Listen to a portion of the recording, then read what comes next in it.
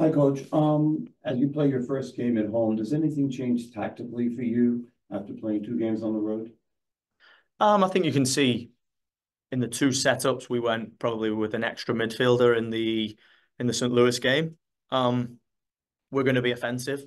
We're at home. We're on the front foot. We want to attack the game. I think we want to entertain our fans. So tactically, we'll set a team out there to go and attack the game, whether that be with Justin hacking for James Sands because he's out, or whether we go with another offensive player to be on the front foot. We're definitely going to go and attack the game. Joe? Coach, can you talk about how difficult it is to play on the road in MLS, opening in Charlotte and St. Louis? I think that the data doesn't lie. Home advantage in our league is really important, and I think that's why our home stretch now is important to us. But going to Charlotte in front of 65, 70,000 is going to be difficult for anybody. And I was really pleased with the way that we played. Disappointed in the set play goal, but areas to improve. Moving into St. Louis is a really difficult environment. It's a place where we wanted to compete, and I was really pleased in 70 minutes. We compete really hard and we're in the game at 1-0. So it's difficult, but the positives were there. The signs that, we have the ability to win on the road is there, but we have to make it happen. We're well aware of that. We have to show the mentality and the grit and manage those games better to go and take points on the road. How do you look at a stat when it comes to like expected goals? Because you've had opportunities there, right? So on that's a good sign, but then you also haven't capitalized on them. Is that something that you play into with those advanced metrics? Yeah, I think expected goals is a really interesting one to debate because I think you have to have a bigger sample size to be able to debate it. I think, we're coming against Portland, who had a, fantastic win against Colorado with an expected goals of almost zero. So I think, for us, it's about the data will definitely drive the direction of how we think, but our eyes as coaches is always going to be what dictates. We can see that we're in good position. We're progressing the ball into good moments, and we're creating the ability to create chances. We're getting opportunity, but we have to execute those moments better to make the chances greater, which will ultimately give us more chance to win. And in turn, the expected goals will be higher. So for us, about goal chances and goals that's going to dictate our league position.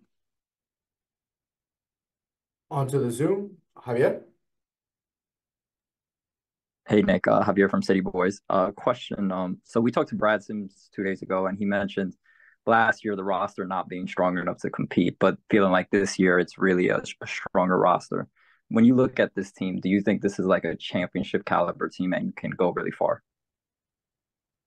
I think this is a championship caliber team for sure.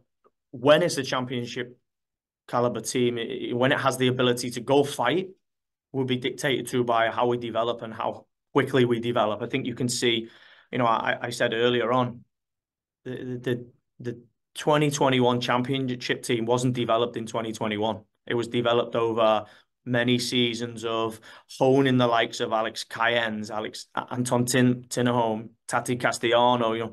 These players came in as high potential, really aggressive, really enthusiastic, talented football players, and they molded into a championship winning team. And, it's up for debate how long that took. I think for us is the capability our team has is there.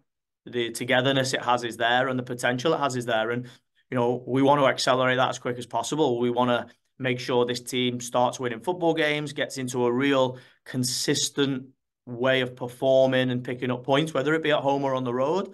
And then you can start talking about whether you're going to be a championship team and when you're going to be a championship team. Michael?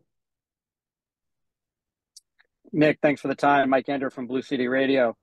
Both Kevin O'Toole and Michal Linic have struggled to be effective in the attack.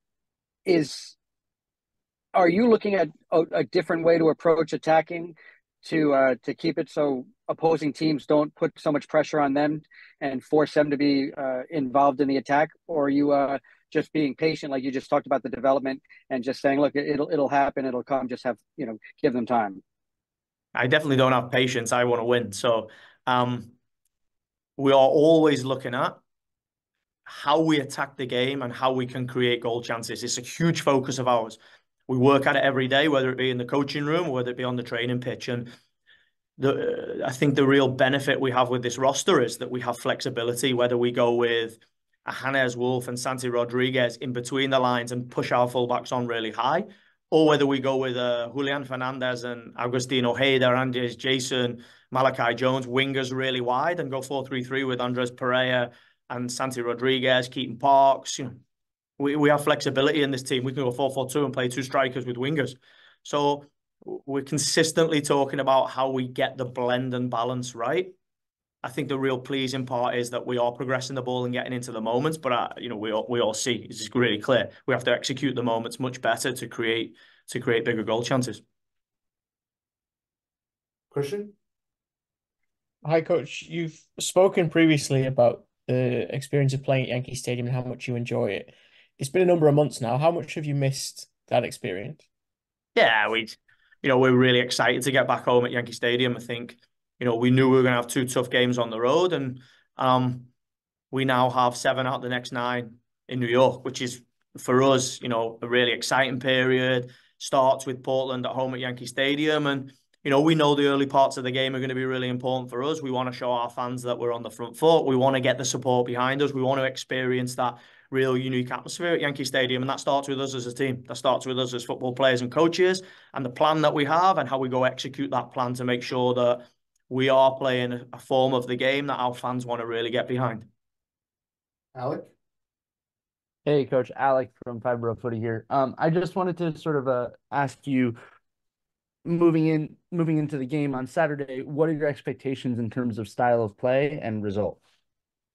Yeah, I think the game will be fairly similar to the Charlotte game. I think we want to dominate the ball. I think that Portland will play in transition. I think they will try and play on the counter-attack. I've watched both games that they've had, and they're a difficult team, a really experienced team, and a really dominant team. If you give them counter-attack, if we give them the moments that we gave St. Louis, then you know, they will be dangerous. But for us, it's about, you know, dominating the ball, getting the ball into the final third and going attacking the game. And we put a team out that will go and attack the game. We'll put a team out that will be really hungry to make the game difficult for Portland, but also make the game entertaining for our fans, because, you know, we're back home now. We're back home for a period where we want to really gain some consistency.